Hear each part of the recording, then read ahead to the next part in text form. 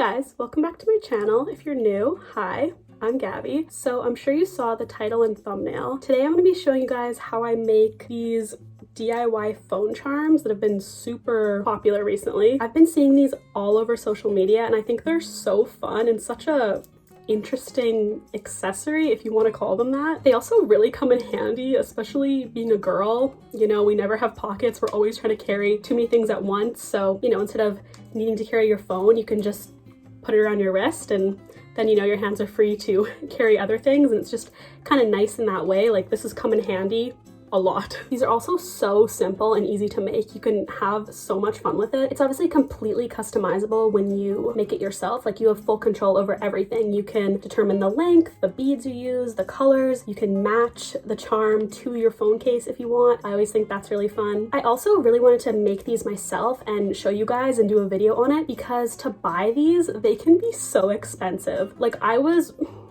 really surprised at how much some of these are going for. Like, I bought one because I did want to see if there was like a difference in quality and I was just curious. So I saw this one on Instagram. I think it's from String Ting. I think that's their Instagram handle too. I'll have them linked in the description box or maybe on the screen here. But this phone charm is from String Ting. I actually got it from the Wildflower website. I bought it at the same time when I bought this case because I thought they matched really well and I thought it looked really cute. And I do really like this one. It is really good quality. It's really sturdy. The beads are obviously super cute, and you know, these kind of beads, I feel like those might be a little more difficult to find. So it is really good quality and I do love it, but it was $40, I think. I think it was like $40 or $50 Canadian once you put in shipping and everything. And I just thought that was kind of ridiculous. Like, it's nice, but I think it's very expensive for what it is. So yeah, that definitely motivated me to make these myself and find a cheaper way to do it. So I'm not telling you not to buy one because I think it is good to, you know, support small businesses, because I know there's a couple small businesses that I've seen on Instagram that are selling these. So that's really fun, and you know, it's always good to support them. So I'm not saying not to buy one, but like, this was very expensive for what it is. So if you want to save the money,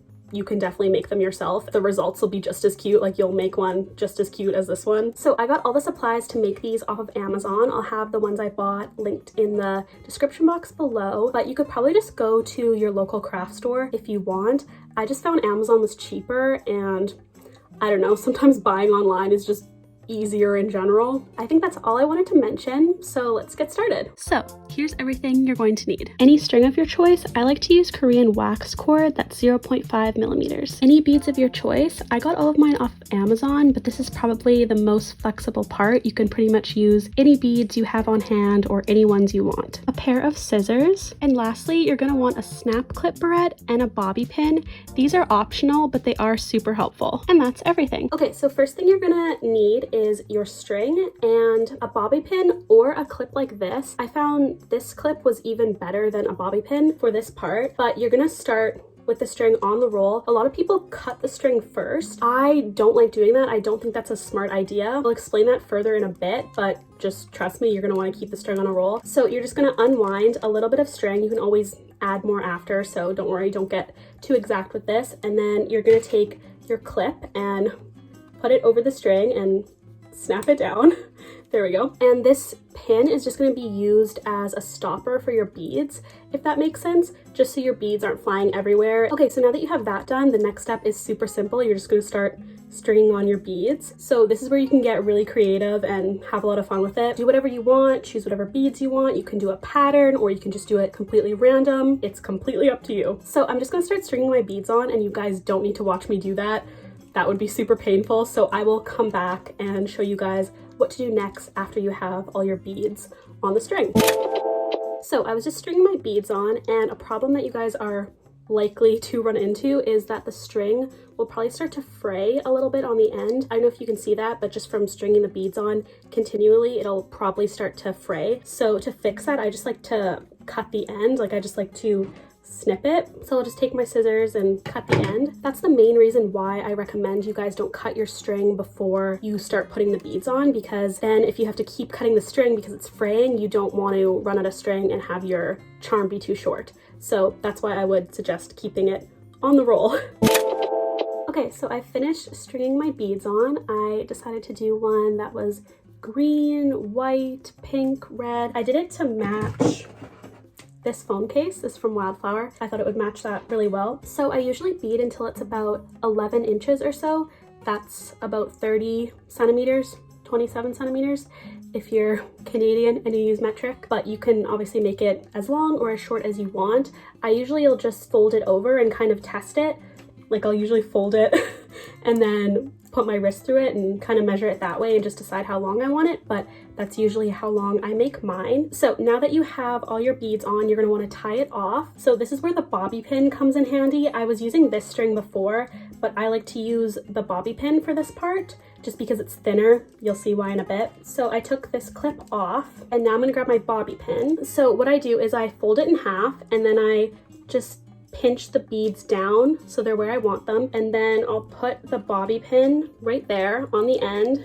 Make sure it's in the middle so that's where it's the tightest, and again I just push it down. So I'll just let the bobby pin sit there, and this is what it's going to look like once we tie it off. So now we can cut the string. I usually leave quite a bit at the top just because I find it's easier to tie it off that way, but you don't have to leave a ton. I just find that's helpful. So I'm going to cut the top. So now you're going to want to do a knot at the bottom here and at the top.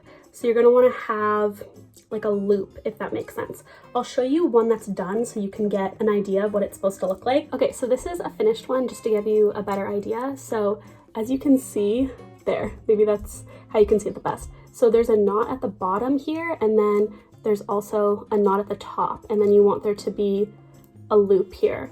This has to be a reasonable size. I wouldn't go much smaller than this because to put it on the case, you're gonna have to feed the beads through this. So you're gonna have to do that, if that makes sense. So that's what you want it to look like, just for reference. So I usually just tie the knot like this.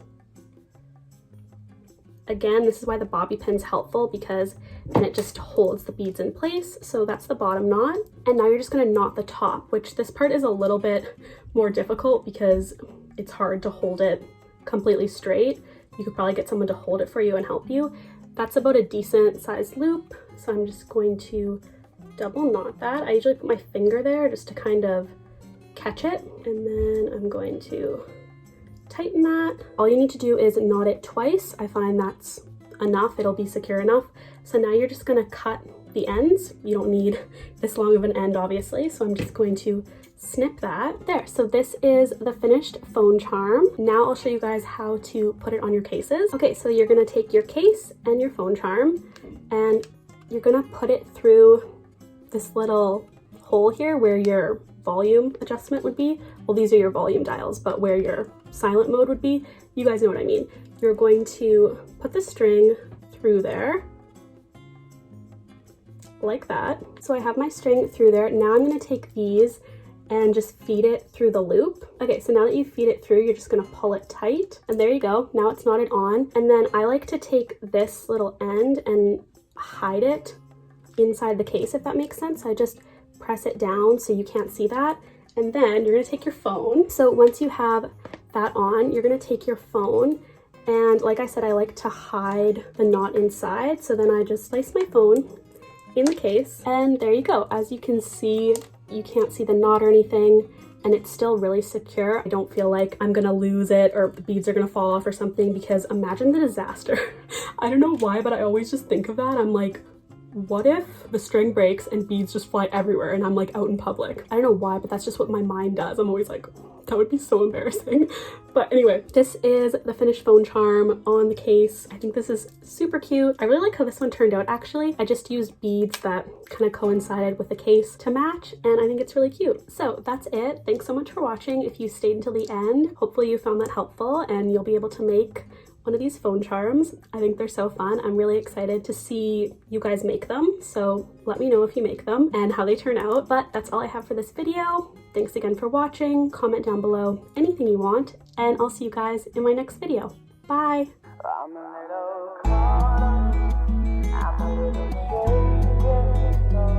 I'm a little caught up, I'm a little shaken.